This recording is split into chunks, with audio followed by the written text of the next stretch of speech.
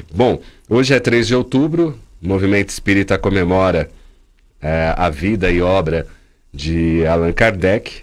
Muitas pessoas que acabam se interessando pelo Espiritismo, às vezes não conhecem bem a história da doutrina espírita, ouvem falar de Allan Kardec, mas não se aprofundam na missão que ele teve, no trabalho que ele fez de abrir caminho aí para a doutrina espírita aqui no planeta. Alguns só conhecem ou de ouvir em palestra, ou de ler o Evangelho segundo o Espiritismo, por exemplo, mas não conhece toda a história, todo o trabalho, toda a metodologia que o Kardec criou para comprovar se aquilo que os espíritos estavam falando era uma realidade, ou era uma mistificação, ou eram espíritos zombeteiros. Então, ele criou um método, só que esse método hoje não é muito seguido pelas casas espíritas, né, Edson? Então, como é que a gente pode entender a vida e a obra desse grande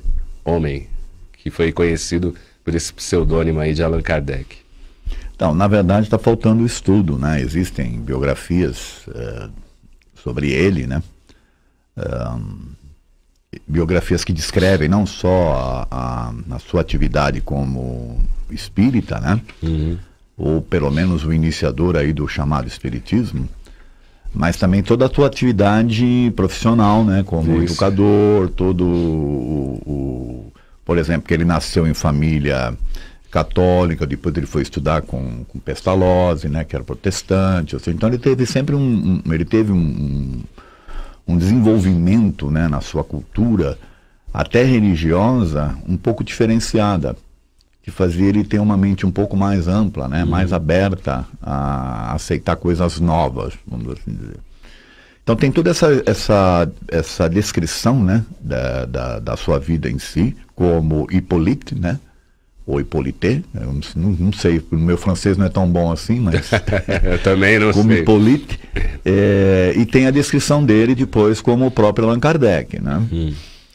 Poucas pessoas sabem, por exemplo, que Allan Kardec na verdade não é o nome dele, né? É um pseudônimo, né? E poucas pessoas sabem também da onde veio esse pseudônimo, né? Então, só para explicar aí para os ouvintes, a gente não quer dar aula sobre Allan Kardec aqui, mas explicando mais ou menos, o nome Allan Kardec é um nome que foi atribuído ao professor Hippolyte em épocas anteriores à sua existência como professor Hippolyte, quando ele foi um druida, né, na antiga Gália. E ali ele era um sacerdote druida com o nome de Allan Kardec. A Gália que é a França. Que né? hoje é a França, na mesma região. Então, quem falou isso para ele foi um espírito chamado Zéfiro.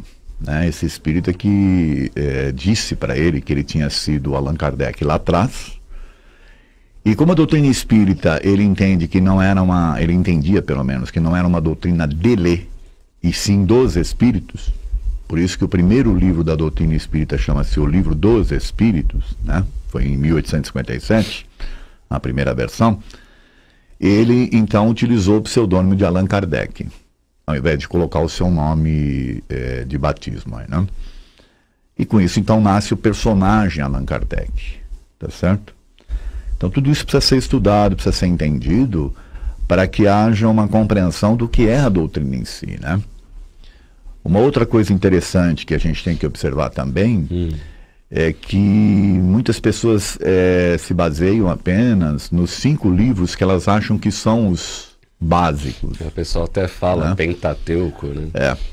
Na verdade são 32 publicações, considerando aí uma série de escritas, né, dele, de relatos, a própria revista Espírita em si, que foram, né, vários anos aí de estudos, né? Então tudo isso é que compõe, na verdade, o conjunto espírita, né? E que é pouco estudado, na verdade. É pouco difundido também, né?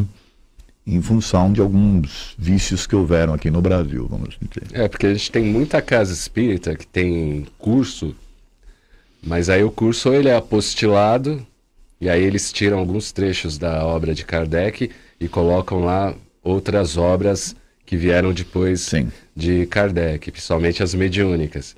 E há outras casas espíritas que não têm cursos baseados em Allan Kardec, mas em outras obras. Então, Kardec é simplesmente citado, mas não é estudado ali de uma forma metódica, semanalmente, da sua obra. E aí as pessoas falam, não, mas é difícil, tem dificuldade.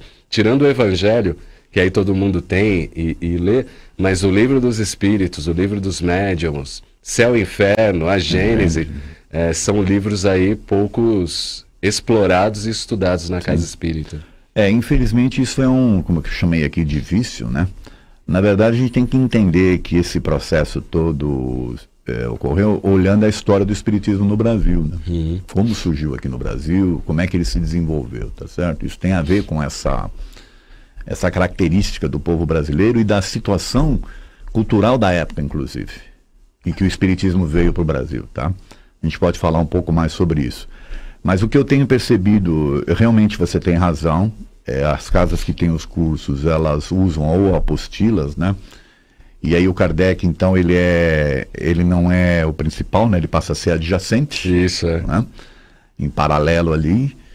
E só que algumas casas estão começando a fazer esse resgate, viu, Cláudio? Eu tenho visto notícia aí de casas que estão promovendo estudos em cima dos livros.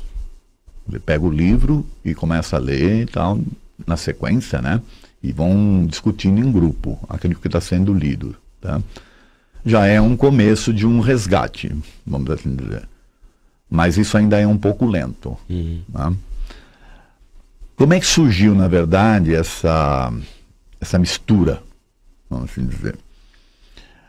Quando o Espiritismo veio para o Brasil, nós não podemos esquecer que aqui era um império, né? Ainda. E que a Igreja Católica exercia uma influência muito grande no governo. Sim, era oficial, né? Religião oficial. Na verdade era religião oficial e não mais só isso, era o poder que exercia era muito grande. Basta você ver que a maioria até hoje, né? Passado anos aí, a maioria dos feriados que nós temos são feriados católicos, né? Então, eu só estou citando essa questão dos feriados para a gente ver o quanto que a igreja influenciava. Quando a doutrina chegou, ela encontrou uma série de pessoas religiosas, né? E elas passavam a estudar a doutrina, porém, de uma ideia mais religiosa do que propriamente dita filosófica, ou buscando as coisas. E, pior, os espíritos que se manifestavam também eram religiosos. Em função até da característica do próprio médium. Então isso foi fazendo com que a doutrina espírita no Brasil ganhasse esse corpo mais religioso do que o filosófico. Tá certo? Então as mensagens que chegavam de cunho, né, exaltando Jesus, exaltando Maria, Mãe Santíssima, ou coisas desse tipo, né, desse nível de entendimento. Diferente do que ocorria na França. Né? Sim. Porque na França, na verdade, o Kardec, na viagem que ele fez, né, em 1862, depois que ele lançou o Livro dos Espíritos, que fundou a Sociedade Parisiense de Estudos Espíritas, ele foi fazer uma viagem, né, para ver como é que estava o espiritismo nos demais províncias, estados e tal, por aí afora. E ele ficou admirado de ver que pessoas de religiões diferentes estavam estudando o espiritismo. Então ele entendia que o espiritismo poderia ser essa filosofia em si, que poderia ser estudada por qualquer tipo de religioso. Sim.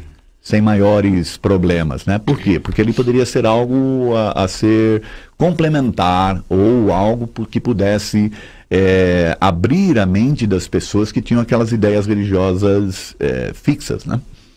A doutrina poderia ser esse agente de libertação das ideias, por ele perceber que pessoas diferentes, de religiões diferentes, estavam estudando.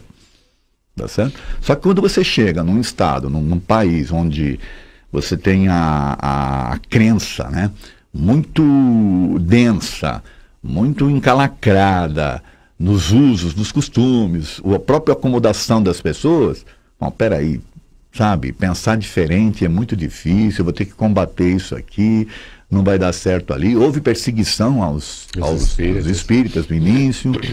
O imperador Dom Pedro teve que intervir, se eu não me engano foi em 1881, ó, ele teve que intervir, porque estava havendo perseguição, tá certo? Então, quando você encontra um campo como esse aí, fica difícil de você manter a pureza, né? De você manter aquilo que o Kardec idealizou lá atrás. As pessoas vão adaptando ali conforme o que já sabia já tinha de espiritualidade, religiosidade. Também, né? também. Não, e trazendo, né, para o conforto. Isso. Ou seja, é mais confortável me manter nas crenças enraizadas e adaptar o espiritismo a isso do que eu abrir mão, né, de repensar as minhas crenças. Porque ao repensar as minhas crenças, eu vou ter que me mexer, entendeu? Eu vou ter que, sabe, eu estou numa situação, mudar, né? eu estou numa situação de conforto aqui, ela está me atendendo. Se eu tiver que mexer, eu vou ter que mudar uma série de coisas, talvez mudar conceitos, a forma de me relacionar com as pessoas, vou ter que convencer familiares, tem tudo isso que envolve. Né? Então é preferível fazer uma adaptação. Aí começam a surgir, então, mensagens, começam a surgir livros, né? Que, utilizando mais ou menos isso que você falou aí, né, de que o Kardec ele vai em paralelo, né? Algumas coisas do Kardec são citadas nesses livros, mas na maioria das vezes as ideias elas são mais religiosas do que filosóficas. Sim. Vai. E ciência, então, nem pensar. Nem pensar. É isso. Lá no passado teve grupos, né, que separaram. Qualquer um que estude o movimento espírita brasileiro vai ver que houve uma cisão muito forte lá atrás entre aqueles que queriam manter a pureza doutrinária no sentido de buscar o estudo em si e aqueles que foram mais por esse lado religioso, né, esse lado místico, né? De não questionar, inclusive, espíritos, que era uma das coisas que o Kardec fazia.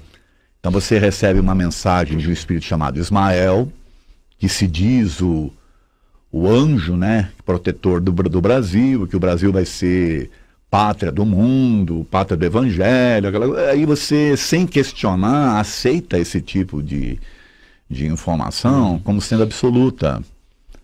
E aí você, sem perceber, cria todo um lado, um viés religioso, de crença mística, né, de coisas, que acabam levando o movimento espírita para esse lado. Esse lado. Sem contar que isso também mexe com o ego, né? Porque o grupo acaba se sentindo privilegiado. Olha, nós somos aqui os portadores do futuro esse é o problema, Brasil. E aí não questiona mesmo. Esse é o problema, porque o espírito vem e fala, olha, eu sou o anjo tal que vou cuidar, e vocês, desse grupo aqui, são os detentores, né, dessa honra.